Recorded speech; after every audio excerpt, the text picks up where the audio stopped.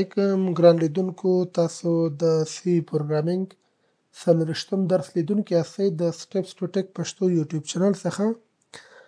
په 30 درس کې موږ په سټرینګ سپیشل کرکټر باندې بحث وکړه. بیا په تیرو درسونو کې د سټرینګ اړوند موږ ابتدایي مسایل هم ولوسته. په 40 درس کې موږ د سی سټرینګ لپاره کوم بلټ ان فنکشن چې دي په هغې باندې موږ بحث کوو، چې د هغې څخه 4 فنکشن یې موږ انتخاب کړي چې زیات مهم دي.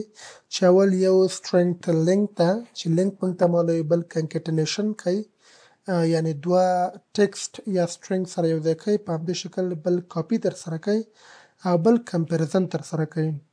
راځو فنکشن څه ته وایي، دا یو بیل چپټر دی، په راروان درسو کې موږ وایو، خو دومره تاسو هم یو بلاک اف کوډ یو چې سپیسیفیک کار ترسره کوي هغې ته موږ فنکشن ویلی شو. نو ګورو دا سټرینګ لینک او کنکټینیټ کاپي په همدې شکل کمپیریزن دا هغه فنکشن دي چې بلاک اف کوډ دی مخکې نه جوړ شوي دي، بلټ ان فنکشن دي، موږ ته استفاده کوو. راځئ د دې څخه اول نمبر چې ده موږ سټرینګ لینک لرو چې دې سره موږ کولی شو د یو سټرینګ لینک پیدا کړو. معنا یو سټرینګ موږ ورکړی وي، یو لیکنه وي، یو متن وي یا په همدې شکل یو ټکسټ وي، د هغې لینک معلومول موږ غواړو چې څو کرکټر دلته کارېدلي. خو دې څخه مخکې په یاد ولرئ تاسو دا ټول بلټ ان فنکشن چې دي د دې څخه استفادې لپاره تاسو باید د دې هیډر فایل نه استفاده وکړئ. د سټرینګ هیډر فایل نه تاسو باید استفاده وکړئ، یعنې که چیرې دا نه وي نو دا فنکشن موږ نشو کولی وکاروو. اول قدم کې راځو کرکټر ټایپ یو سټرینګ کریټ کومه زه لیکمه چې فول نیم یو اری ده سټرینګ او په همدې شکل موږ هلته قیمت ورته ورکړی 30 او دلته ویلیو ورته اساین کومه ورته ورکومه فریدالله قادري دا ما ورته ورکړه. نو دا یو ټکسټ دی، ما سټرینګ ولیکه. څنګه کولی شم د دې دا کرکټر د وشمېرم چې څو کرکټره دلته شتون لري. نو د هغې لپاره ډېر ساده، تاسو په پرنټ اف کې چېرته تاسو شو کول غواړئ پرنټ اف به تاسو ورته ولیکئ. نو چونکې موږ کرکټر هغه لینک شو کوو، لینک لپاره نمبر باید موږ ته راکړي، نو د دې فارمټ سپیسفایر نه موږ استفاده کوو. تاسو به څه وکئ STRLEN دا به تاسو ولیکئ، دا د لینک شو کول لپاره زموږ څه ده فنکشن ده، دا به تاسو ولیکئ. بیا به تاسو د خپل اری نیم به تاسو ولیکئ او هغې نور څه به تاسو دا کمپایل او رن به یې کوئ. نو موږ ته به ښکاره کړي چې 14 کرکټره تا کارولي دلته. راځئ تاسو کولی شئ وشمارئ، دې نه شروع کړئ تر دې پورې تاسو هغه شمېر درښیي. په همدې شکل موږ یو بل څه چې موږ لرو هغه کنکټینیشن ده. فکر وکړئ د یو بل دغه رالمه یا داسې به وکړو چې کرکټر زه ورته وایم نیم دلته تاسو ورته ورکړئ او ویلیو ته هم اساین کړئ. زه ورته وایم چې فریدالله دا نیم دی او په همدې شکل راشئ یو بل کرکټر زه کریټ کول غواړم، کرکټر ټایپ اری، دا به تاسو په سمال کیس کې ولیکئ ځکه سنسیټیو ده. ورته وایم شور نیم یا سور نیم، تاسو ورته ذکر کړئ دلته نیم چې سپل یې غلط نه کوي. په همدې شکل زه ورته وایم قادري، خو دا به ډبل کوډ کې تاسو ونیسئ او مثال وایم چې قادري به تاسو ورته ولیکئ. په همدې شکل اوس راشئ شو کوئ، دا موږ کمنټ کوو، دا موږ استفاده ترې وکړه او دې نه اوس استفاده موږ نه کوو چې دا دې لپاره موږ کاروله تر څو موږ ته لینک شو کړي. نو د لینک خبره په همدې ځای کې پای ته رسوو. راځو د کنکټینیشن نه استفاده کوو. دا دوه دغه دي سټرینګ دي، دوه غواړم چې دواړه سره یو ځای کړمه. د هغې لپاره زه د سټرینګ کنکټینیشن د فارمول نه استفاده کول غواړم. نو هغې لپاره موږ داسې کوو چې تاسو بس یې ولیکئ STR او CAT دا کنکټینیشن فنکشن ده چې دوه سټرینګه سره یو ځای کوي. بیا به تاسو قوس ولیکئ او بیا به اخره کې سیمی کالم به تاسو ورکړئ. اوس تاسو څه وکئ کم دغه چې یو ځای کوئ سره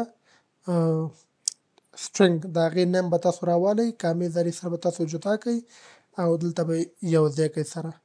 نو ګورئ دا به څه وکړي چې دا نیم او سور نیم به راولي کنکټینیټ به کړي. اوس موږ غواړو د دې ریزلټ موږ وګورو په پرنټ کې. نو تاسو به پرنټ اف به تاسو ولیکئ، پرنټ اف او بیا به تاسو وکئ د فارمټ سپیسیفایر سره تاسو ته شو کوي شو کوي. د دې لپاره string result زموږ په کار دی. تاسو به د دې فارمټ سپیسیفایر نه به استفاده وکړئ، بیا به کامه تاسو ورکړئ او دا کوم دغه چې موږ لرو دا کولی شئ تاسو دلته ځان ته شو کوئ.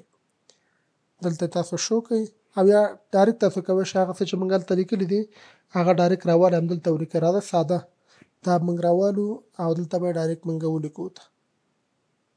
دلته تاسو ولیکئ نو په همدې کې به موږ ته ریزلټ راکړي، خو دا سیمیکالن به تاسو دې نه لرې کوئ. نو د دې string concatenation نه هدف دا دی چې نیم او سورنیم ماته یو ځای کوي او په یو لاین کې ماته راکوي. تاسو ورته وګورئ نو فرید الله قادري او که چېرته تاسو دا بیل ډسپلی کړئ نو دا بیل سټرنګونه دي چې یو ځای. بل دریم فنکشن چې موږ لرو بلټ ان فنکشن ده چې په سی سټرنګ کې کاریږي. هغه نو د سټرنګ کاپي کول دي د یو میموري لوکیشن نه بل میموري لوکیشن ته. راځئ یو مثال کې واضح کوو. یو کریکټر ټایپ ارې موږ د سټرنګ لپاره ډیکلر کوو او ډیفاین کوو. ته زه ورته وایم نیم، نو نیم ته زه ورته لیکم سایز ورته ورکوم 20 او هلته ویلیو هم اساین کوم د هلو ورلډ هلو په نامه او په همدې شکل یو بل ارې زه ډیکلر کوم هغې ته سایز ورکوم مثال کاپي نیم په نامه او دلته زه سایز ورته ورکوم. دا تاسو به ایکول بل ته نه کاروئ، بیا تاسو دلته سایز ورکوئ. مثال زه ورته وایم 20 سایز ما ورته ورکوئ خو دې ته زه کوم ویلیو نه ورکوم. اوس راځئ اول شو کوو چې په دې کې موږ څه لرو. دواړه ویریبلې موږ ګورو چک کوو. اول زه راځمه ډبل کوډ به تاسو ووایئ اس فارمټ سپیسیفایر بیا نیم. اوس موږ ګورو چې په نیم کې موږ څه لرو. تاسو دا کمپایل او رن کړئ. دلته به تاسو یو سیمیکالن ورته ورکړئ. دې ته ضرورت دی ځکه هر سټیټمنټ چې ختمیږي باید سیمیکالن ولري.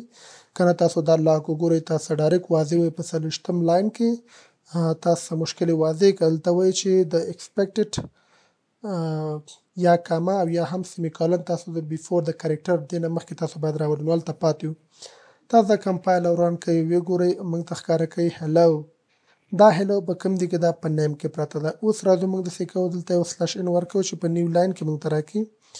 سلش ان زه ورکوم او په همدې شکل زه یو بل پرنټ اف رالمه او دلته موږ بیا غواړم چې دویم ویریبل د هغې ویلیو زه شو کړم. د هغې لپاره زه د کاپي نیم ګورم چې په دې کې څه پراته دي. نو که چېرته تاسو دا کمپایل او رن کوئ ویې ګورئ نو ماته وایي چې فقط هلو پروت دی هغې بل کې ایچ پروت دی یعنې څه پکې نشته دی تش ده. اوس راځو موږ غواړو چې دا نیم چې دی کاپي نیم ته باید دا کاپي کړمه. اوس راځئ کاپي لپاره موږ څنګه کوو. هغه طریقه ډېر ساده ده. ایس ټي آر به تاسو لیکئ په همدې شکل سی پی واي به ورته ولیکئ. بیا د هغې نه وروسته کوم ویریبل د تاسو کاپي ترسره کول غواړئ هغه ویریبل اوله کې تاسو ولیکئ.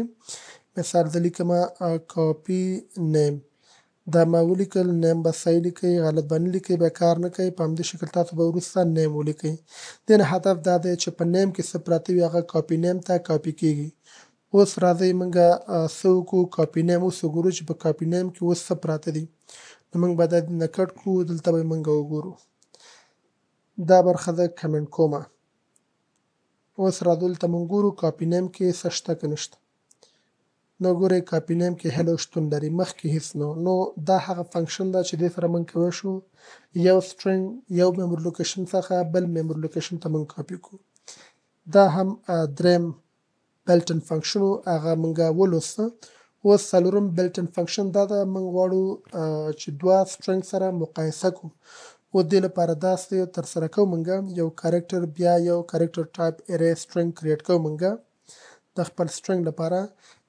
زه ورته وایم چک په نوم ما یو څه ارې کریټ کړه. دې ته مې سایز ورکړ 10. دلته زه ویلیو ورته ورکوم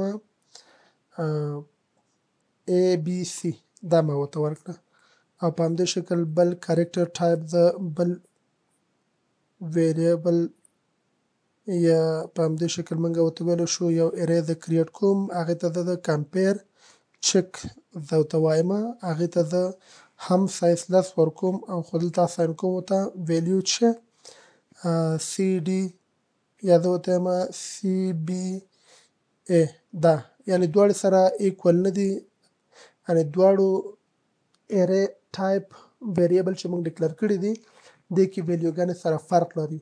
اوس زه غواړم دا چک کړم چې دې کې واقعیت کې فرق شتون لري که نه لري. د چک لپاره ډېر ساده تاسو به څه وکئ، پرنټ اف تاسو ولیکئ او راشئ دلته فارمټ سپیسیفایر چې تر څو موږ چک ترسره کول غواړو نو د هغې لپاره چک په ویلیو سره موږ کوو، انټیجر ویلیو سره کوو. که چیرې سره یو شان وي نو نتیجه به موږ ته 0 راکوي، که یو شان نه وي موږ ته -1 به راکوي. د هغې کار لپاره تاسو پرسنټیج ډي د فارمټ سپیسیفایر نه به استفاده وکړئ چې د انټیجر لپاره کاریږي. نو تاسو به څه وکړئ strcmp دا به تاسو ولیکئ. دا فنکشن بلټن فنکشن دا کار چې ده د دوه ارې کې موجوده ویلیو دا چک کوي، سټرنګ چک کوي. نو بیا هغې نه وروسته به تاسو قوسونه ورکوئ، د قوسونو نه وروسته چک کوئ. څه چک کول غواړئ؟ زه ځم چک د چک ویریبل ماته چک کا د څه سره؟ د کمپیر چک سره. کمپیر چک سره یعنې دا دواړې سټرنګ ارې تاسو وګورئ چې دې کې سټرنګ ویلیو دا دواړه سره ایکول دي که نه دي، او تاسو دا کمپایل او رن کړئ ویې ګورئ نو موږ ته نتیجه -1 راکړه. -1 دا معنی لري چې د دواړو ډیټا سره سیم نه ده. که چیرې داسې کومه ډیټا سره سیم کړمه راځم دوباره کمپایل او رن کوم نو ماته یې 0 راکړه. د دې هدف دا دی چې دواړو کې ډیټا پرته ده هغه سره یو شان ده. نو ګران لیدونکو دا زموږ درس د بلټن فنکشن د سی سټرنګ په اړه وه چې اول به تاسو هیډر فایل به ورته ذکر کړئ چې دې نه پرته دا فنکشن کار نه کوي، او په دې شکل موږ سټرنګ لینک معلوم کړ، کنکټینیشن هم وکړ، کاپي هم وکړه، کمپیریزن هم وکړه. نو دا ویډیو زموږ همدلته پای ته رسیږي. تیرې ویډیوګانو سره تعقیب کړئ. یادونه کول غواړم چې ټول دا پریکټس کوم فایلونه چې دي په ګیټ هب کې کولی شئ د دې ګیټ هب اکاونټ څخه ترلاسه کړئ. اوس لپاره خدای په امان، بیا لیدو په هیله.